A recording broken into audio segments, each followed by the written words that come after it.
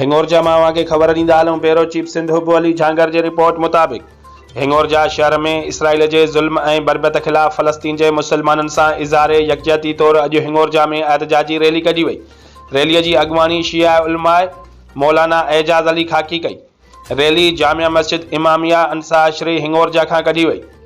Rally में शहर और आस पास के मानन नंढन तोड़े वडन वडे अंग में शिरकत कई, जैमें शिया जमायत का सिवा अहले सुन्नत जमायत के मानन भी वडे अंग में शिरकत कई और इसराइल और अमरीका के खिलाफ सख्त नारेबाजी कई। अमरीका मुर्दाबाद, इसराइल मुर्दाबाद जो सदाऊं बुलंद। रैली शहर के मुख्तलिफ रस्तन का थींदे हिंगोरजा नेशनल हाईवे पहुती।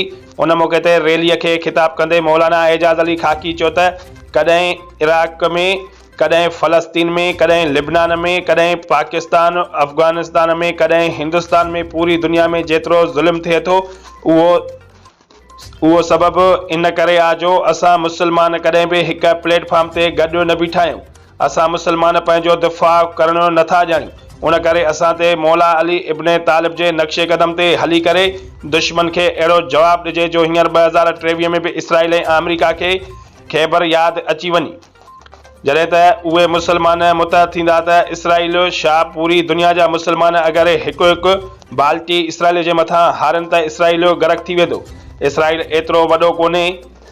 हुन चयो त असां जेका रैली कढी आहे फ़लस्तीन के हक़ में पुरअमन रैली इसराइल के खिलाफ़ आल पाकिस्तान शिया अशरे कमेटी पाकिस्तान के तरफ़ का जामिया मस्जिद इमामिया हिंगोरजा का प्रेस क्लब तक।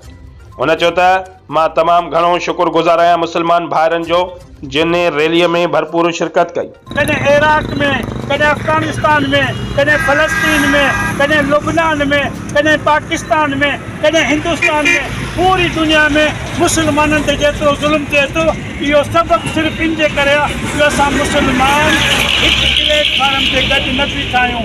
असां मुसलमान गॾिजी करे पंहिंजो दिफ़ा करणु कोन था ॼाणियूं। इन जे करे असांखे जेको आहे सो मौला अली इब्न अबी तालिब अलैहिस्सलाम जे नक्शे कदम ते हली करे